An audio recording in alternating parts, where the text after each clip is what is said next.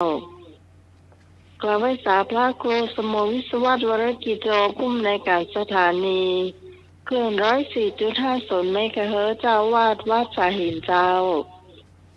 กล่าวไว้สาพระอาจารย์สมัครญาณศรีโลผู้ช่วยเจ้าวาดวัดสาหินเจ้าเจริญพรแล้วก็กล่าวไว้สาพระอาจารย์อารักษ์ปัญโยนันท์สวัสดี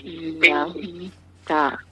ตำบลเวียงหนองล่องอำเภอเมืองหนองล่องจังหวัดลำพูนนะเจ้าวันนี้ทีมงานธรรมะใครเครียดเฮามาป้ากันเหมือนเช่นเคยนะเจ้าวันนี้หนูยังติดภารกิจอยู่นะเจ้าแล้วก็ขอสวัสดีคุณผู้ฟังที่อยู่ทางบ้านทุกคนทุกท่านที่กำลังรับฟังรายการธรรมะใครเครียดประจำวันเสาร์ที่ตะไดเนี่ย10ถึงที่5อยู่ก็จะสอบมีที่10เมื่อไหร่เนี่ยเรากำลังวันที่5 เดือนสิงหาอยู่นะเจ้าเนาะวันนี้เราก็มาปากันเหมือนเช่นเคยเจ้าตีหลังจากตีเจ้าติดแล้วนี่ก็มันมีบางทีก็ติดชัดเหมือนกันเนาะแต่วันนี้ฟังสุ่มเสียงจากวิทยุเจ้าคุณผู้ฟังลองฟังเช็คดูนะเจ้าเสียงใส่แจวเลยเนาะเจ้าเนาะเจ้าอันนี้น้องใหม่ฟังเจ้าวิทยุตะเก่าเนอะเสียงใส่แจวนี่เจ้าก็สำหรับวันนี้เมื่ออาจารย์สมัครทักทายคุณผู้ฟังนะเจ้าเนาะทีมงานพร้อมแล้วนะเจ้าเนาะนี่เหมือนเจ้าชิปนี้วันสรีวันทาธิวาสขอนอบน้อมก้มกราบแด่องค์สมเด็จพระสัมมาสัมพุทธเจ้าผู้รู้ผู้ตื่นผู้เบิกบานผู้ตรัสรู้ชอบได้โดยพระองค์เองตลอดถึงพระอรหันต์พระสาวกผู้ห่างไกลจากกิเลสขอนอบน้อมกราบถวายครูบาอาจารย์พระมหาเถระตนใหญ่ตนกลางตนน้อยทุกตนมีหลวงพ่อพระครูพระโคสิทธิ์ปริยัติยาภรณ์หลวงพ่อพระครูปริยัติยานุศาสตร์หลวงพ่อพระครูสมุวิศวัตวรกิจโจแล้วก็อาจารย์สามเณรเอารักษ์ตัวครับผมครับนมัสการครับผมครับผมแล้วก็โยมฮิสมัยหัวหน้าคณะธรรมะคลายเครียดเจ้านมัสการเจ้าแล้วท่านผู้ฟังทางบ้านทุกท่านลุงหน่วยตัวทุกท่านต้องเอ่ยนามแล้วก็บ่ได้เอ่ยนามก็ดีเนาะขอเจริญพรเจ้ารักเจ้าขอกราบนอบน้อมยังกุลพระติทาไรรัตนะผ่านแผ้ว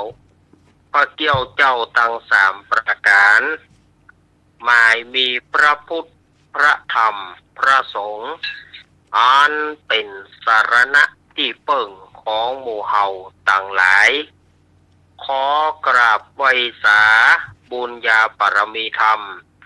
ท่านอาจารย์ท่านพระครูสมุวิสุวัตวรกิจโจผู้อำนวยการสถานีวิทยุคลื่นพระพุทธศาสนา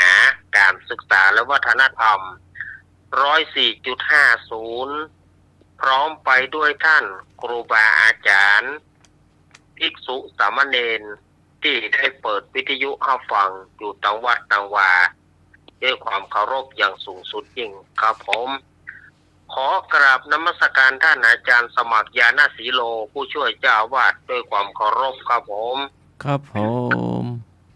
สวัสดีโยมพี่พิสมัยผู้ดำเนินรายการนมัสการเจ้า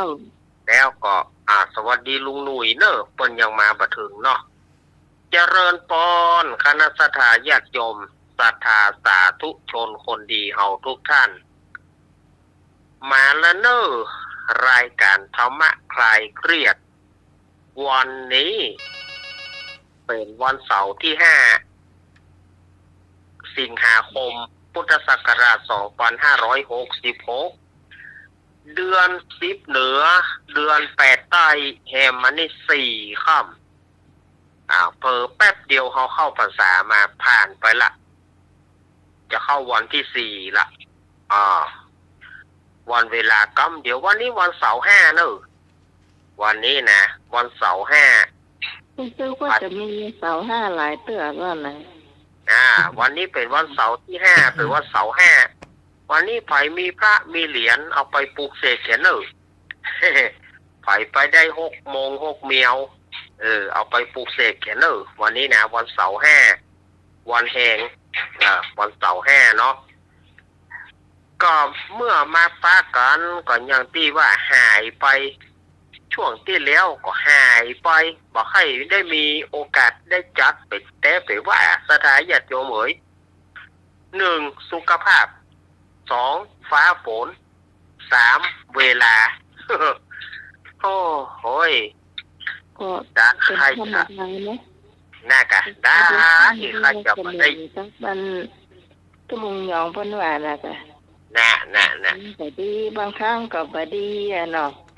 สุขภาพร่างกายตัวอย่างตัว